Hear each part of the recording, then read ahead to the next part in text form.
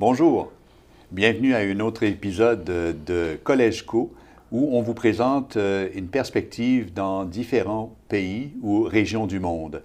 Et aujourd'hui, nous avons le plaisir d'être au bureau de la République du Congo et nous avons le plaisir de rencontrer son représentant. Alors, bonjour, bienvenue à notre émission. Bonjour monsieur. Est-ce que vous pourriez vous présenter dans un premier temps? Oui, moi c'est monsieur Jean-Didier Clovis Ngoulou. Je suis ministre conseiller chargé d'affaires AI de l'ambassade de la République du Congo au Canada. Nous avons un peu parlé ensemble avant cet entretien-ci pour nous préparer et vous m'avez parlé un peu des enjeux qu'on retrouve en ce moment au Congo en ce qui concerne la formation professionnelle et technique. Est-ce que vous pourriez nous parler un peu des enjeux et aussi du potentiel de développement qu'on pourrait retrouver dans votre pays? Merci beaucoup monsieur Jean Léger. Avant toute chose, je voudrais d'abord vous remercier pour cette interview. Ceci va dans le cadre de la promotion de nos activités au niveau du Canada. Parce que nous avons la mission, effectivement, de représenter notre pays dans tous les secteurs. Et comme vous le savez très bien, la République du Congo est un pays d'Afrique centrale avec une population de plus de 6 millions d'habitants. Et dans cette population, vous devrez relever que nous avons plus de 80% de jeunes et qui, pour certains, sont élèves, d'autres sont étudiants, répartis dans les différents établissements d'enseignement primaire, secondaire et universitaire. Allez, en ce qui concerne plus particulièrement l'enseignement technique et professionnel, effectivement, il y a plusieurs enjeux. Nous sommes un pays qui, dans le passé, a connu plusieurs succès en matière d'enseignement de manière générale. Aujourd'hui, il y a comme un regain dans ce secteur. Si bien que depuis un certain moment, le gouvernement de la République a pris un certain nombre de mesures dans le cadre de la refonte ou bien de la réforme de l'enseignement technique et professionnel. Allez, tout ceci sous la très haute autorité de son Excellence M. Denis Sassou Nguesso, président de la République.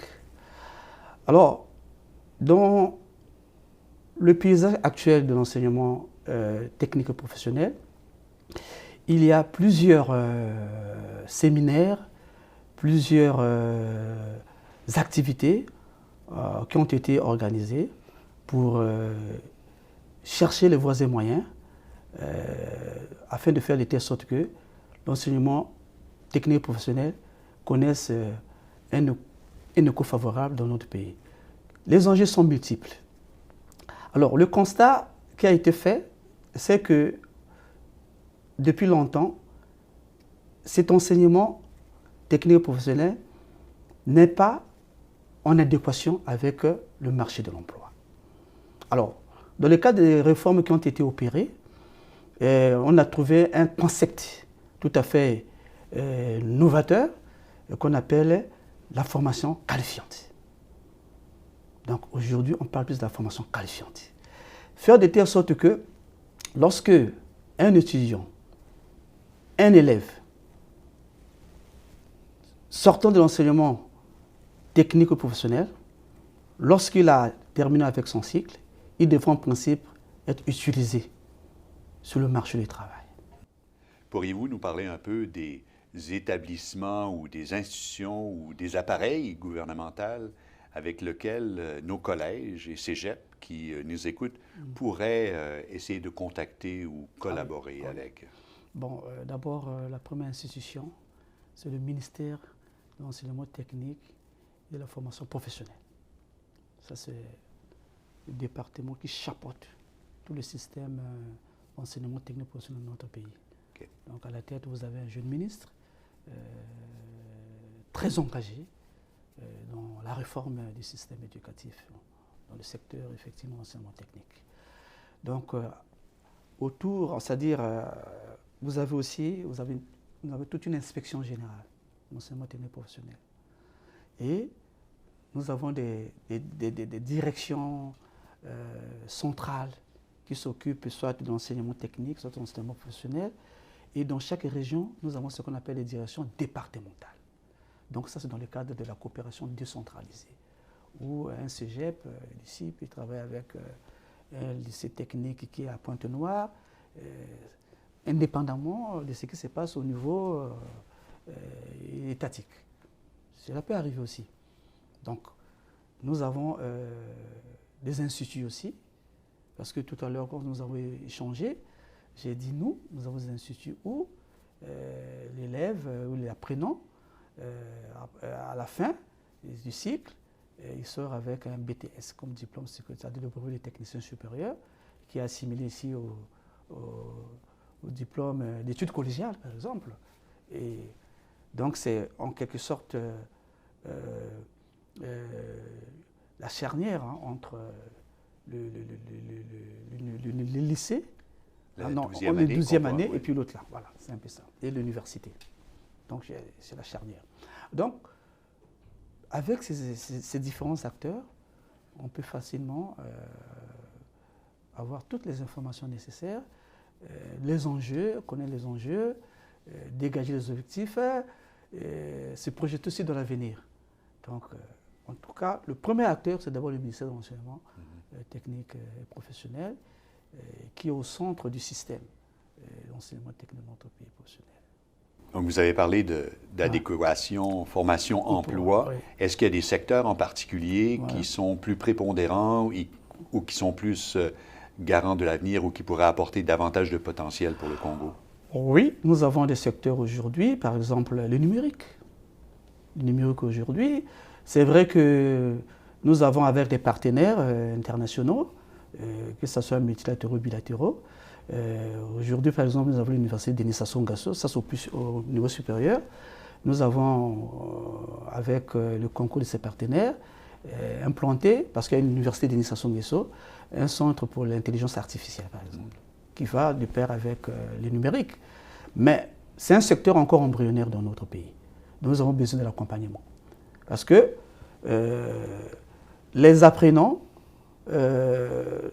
sont plus concentrés au niveau théorique. Nous voulons qu'il y ait de l'accompagnement au plan technique, surtout le numérique. Nous avons aussi au niveau de l'agriculture, le secteur agricole.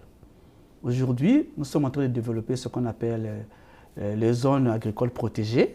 C'est vrai qu'il y a des coopératives qui s'y trouvent et qui s'y opèrent, mais nous avons besoin de technologies parce que nous allons dans le cadre de la modernisation de l'agriculture. Qui dit modernisation, dit formation, dit expertise nécessaire, dit technologie nécessaire. C'est ce qui manque au Congo. Nous en avons besoin. Donc, vous savez que, en passant, je vous le rappelle, l'année 2024 a été décrétée par notre chef de l'État, l'année de la jeunesse. Donc, l'année de la jeunesse, il s'agit de prendre la jeunesse congolaise en main, surtout dans le cadre de la formation qualifiante. Ces jeunes-là doivent devenir des produits nécessaires pour le développement du Congo. Donc nous avons besoin d'une certaine expertise au niveau, effectivement, du Canada, par exemple, au niveau de Cégep, s'il peut avoir de l'accompagnement nécessaire, oui. Que ce soit du point de vue de la formation, que ce soit du point de vue d'un apport technologique, pour que cette formation-là s'adapte avec les réalités actuelles. Donc, il y a une expertise canadienne, oui. Francophone, qui pourrait être bien vue et bien reçue effectivement, au Congo. Effectivement, nous avons échangé, par exemple, avec notre hiérarchie sur cette question-là. Nous avons envoyé des correspondances à Brazzaville. Je crois que le relais sera fait dans ce sens-là. Et si nous sommes ici, c'est dans ce sens-là. Parce que, vu l'intérêt que mon pays porte sur l'éducation,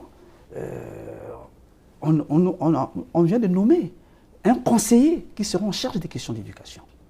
Donc, des questions spécifiques d'éducation. Un conseiller. Et le Canada est bien vu pour faire ce genre de travail Oui, il va travailler avec les partenaires d'éducation canadiens. Je vous dis, donc, ce conseil a une tâche spécifique. l'éducation dans son ensemble. Et il y a des objectifs, je sais que vous m'avez parlé un peu plus tôt d'un plan pour le pays, sur le plan de la formation. Est-ce qu'il y a des échéanciers? Est-ce qu'il y a des objectifs concrets qui ont été mis de l'avant? Oui, il y a des objectifs parce qu'au niveau de l'enseignement technique, il y a une stratégie de l'enseignement technique professionnel avec un plan d'action qui est mis en œuvre. Et cette stratégie va de pair avec le plan national de développement 2022-2026. Bien que le plan de développement 2022-2026 est plus large, mais cette stratégie-là est logée à l'intérieur. Parce que, au finish, le programme national de développement 2022-2026 vise la diversification économique. La diversification économique parce que, depuis un certain moment, notre pays est totalement dépendant du pétrole. Donc, on voudrait diversifier l'économie. On diversifie l'économie, il faut qu'il y ait de la matière grise. Et dites-nous maintenant, est-ce qu'il y a des intervenants ou une façon de faire pour approcher justement des représentants du Congo pour un peu créer ces liens-là? Est-ce qu'il y a des façons de fonctionner que vous pourriez nous recommander? Oui, d'abord, il y a plusieurs passerelles, effectivement. La première, c'est d'abord l'ambassade. Parce que ça fait partie. En fait, c'est l'une de nos fonctions, c'est-à-dire la promotion des intérêts du Congo et au niveau du Canada. Donc, notre ambassade est ouverte pour recevoir de potentiels formateurs, investisseurs. Nous avons même un code d'investissement dans tous les secteurs. Donc, nous sommes prêts à le faire. Donc, à travers l'ambassade, qui est une passerelle favorable à ce que les formateurs potentiels, les investisseurs potentiels puissent être reçus et puis nous allons les mettre en contact avec nos relais qui sont à Brazzaville, au Congo-Brazzaville. Ouais. Vous savez peut-être que nous avons également un site web qui s'appelle collegeco.ca. Et ce site web-là pourrait permettre à des intervenants qui nous écoutent à partir du Congo maintenant d'aller sur cette plateforme-là pour proposer des projets et par la suite, les collèges et les cégeps francophones pourraient aller voir pour voir s'il y a un match, s'il y a un intérêt commun pour faire en sorte justement de développer quelque chose de concret. Alors c'est une possibilité pour nos membres, les collèges et cégeps francophones du Canada, mais également pour les promoteurs qui pourraient être en ce moment une bonne information en ce qui nous concerne. Je pense que nous allons exploiter à bon escient cet échange. Et vous savez que nous sommes dans le domaine de la diplomatie. Et lorsque nous parlons souvent, c'est au nom de tout un gouvernement, au nom de tout un peuple. Nous voudrons que cet échange soit formalisé, peut-être par une certaine correspondance, avec une note conceptuelle qui nous permettrait effectivement de booster notre gouvernement. C'est un échange parce qu'on dit souvent que les écrits restent, les paroles s'envolent. Peut-être qu'à la fin de cet entretien, les jours à venir, nous allons peut-être recevoir de votre part. Ça peut être une note conceptuelle, ça peut être une correspondance. Effectivement, au risque de me répéter, qui nous permettrait effectivement d'étayer plus cet entretien. Et les voyages forment la jeunesse, et peut-être qu'une délégation canadienne pourrait se rendre à la limite à Brazzaville pour faire des rencontres sur place. Je pense qu'il y a toujours cela de très pertinent pour les Canadiens, de bien comprendre le milieu avec lequel ils pourraient venir à travailler. C'est une opportunité. Ben, nous voulons que ce soit formalisé, comme nous l'avons dit. En tout cas, c'est même notre rôle ici. C'est notre rôle ici parce que nous avons compris qu'avec le Canada, on peut développer un partenariat, puisque le partenariat existe bien sûr, mais on peut davantage développer ce partenariat en matière d'éducation.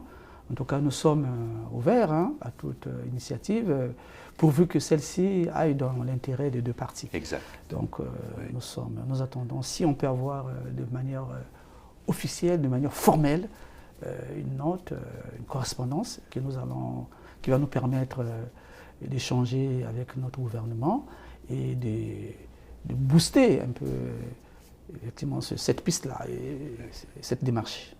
Monsieur Ngoulou, merci beaucoup pour Merci, votre monsieur. accueil aujourd'hui. Merci, monsieur Et Léger. au plaisir de renforcer cette collaboration entre le Canada et la République du Congo. Une fois de plus, monsieur Jean Léger, je vous remercie pour cette visite qui ne peut que nous rendre de plus en plus visibles, c'est-à-dire l'ambassade du Congo et le Congo en général. Oui, ça nous fait grand plaisir. Merci. Merci beaucoup.